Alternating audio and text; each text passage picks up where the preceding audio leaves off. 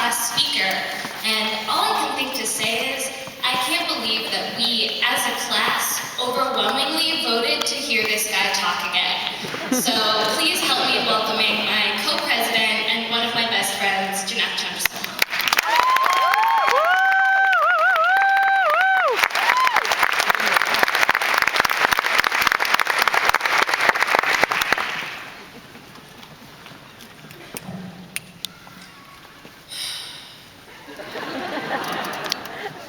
Thank you all for coming.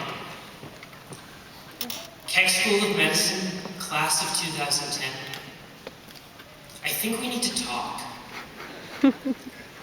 About us.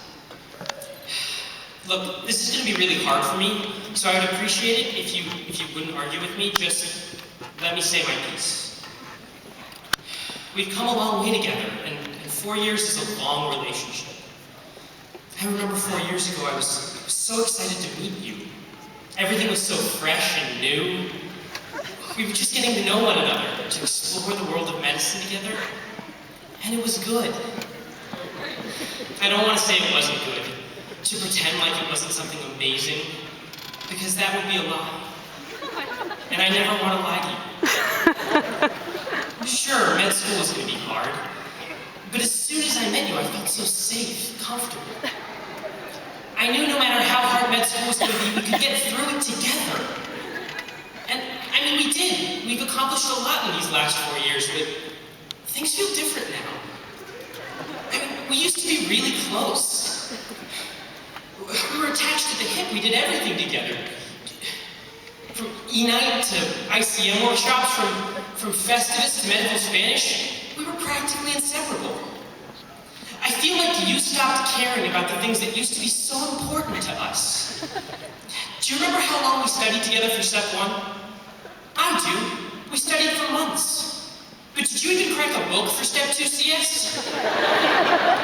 You didn't. I know you didn't. All you care about now is whether Dr. So-and-so thinks you're good at retracting. Somewhere along the way, you stopped wanting to be a medical student. And maybe so did I. We had some good times together, though. Do you remember our first genital exam workshop on standardized patients? You know, the ones that were teaching us while we did the exam on them? It was so hot and cramped in that room, and the lights were harsh, and we were packed in like sardines, and that woman had her legs splayed, and she was wearing Halloween socks on in April, and she was yelling at me. I almost passed out. What happened to us? Now we can do rectals and pap smears and pass Foley's and not even bat an eye. I feel like our relationship has lost its excitement, its spice. Do you remember when we delivered our first baby? There was blood and amniotic fluid and poop and tears. And you just sat there with the most horrified look on your face. A look that said, I should not be allowed to be doing this. That look on your face showed me that we were sharing something. God, I would give anything to feel that way about a kid. Do you remember that day after trauma call, when I fell asleep at pass-on rounds? They were called pass-on rounds because you're supposed to pass on information to the incoming team about the patients, but because I fell asleep so often, you started calling them pass-out rounds? You kept nudging me away because the attending was yelling at me, but it wasn't doing any good. I was asleep. Lights out, game over. Or that time in the psych ER when that patient tried to hit me with the Bible. I felt safe even from crazy people wielding religious texts as weapons because you were there to have my back. But this past year, I've barely even seen you. An ethics thing here, an ethics thing there. Where have you been? Don't tell me you've been busy with interviews because I'm not buying that. We used to have the same interests, you know? Anatomy, microbiology, epidemiology. But now you're just so focused. It's all about you, about your specialty. Do you even know what I'm doing? Do you even care? Oh, and I'm tired of constantly being the one who gives in our relationship. You're always making demands on me, making me do things for you. I get emails, and never a phone call, never anything personal. You can even page me. I would love that. I never get paged. But no, every day it's emails asking me to help you find find your keys, or buy your used books, or buy your futon, or lease your apartment. Do I ever get please? Or a thank you? Oh, and the worst, when you ask if you can borrow my ID so you can go to some football game. I feel like it's always about football with you. Football, football, football.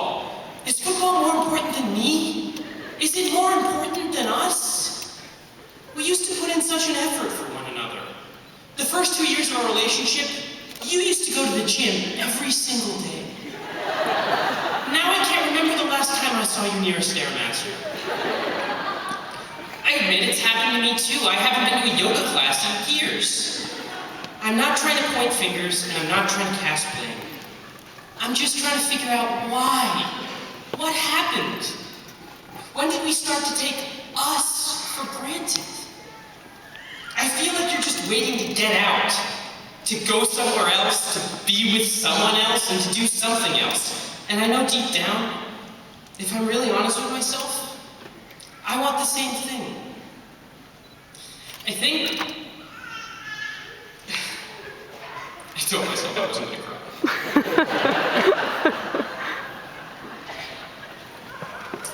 I think we should see other institutions.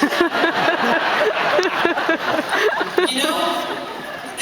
See what's out there and figure out whether or not what we have is real. I don't want to think about this like a breakup. I want to think of this as breaking out. Learning about ourselves and others in a whole new field we've never explored. Become focused. Learn how to do something real. Spread our wings. It's time to move on. If you love me like I love you, you'll let me go now. Keck School of Medicine, class of 2010.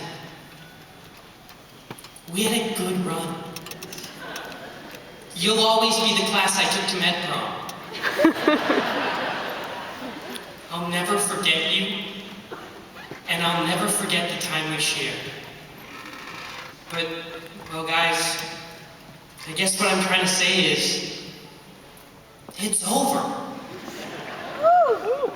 And I just want to be friends.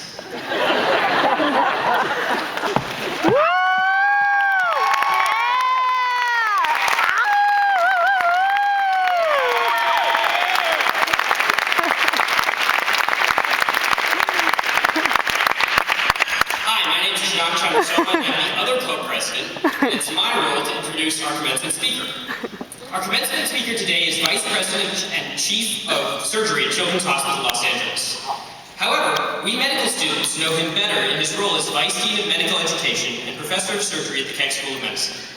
His commitment to medicine, education, and student well-being are unparalleled. It is with great pride that I am pleased to announce the commencement speaker for the class of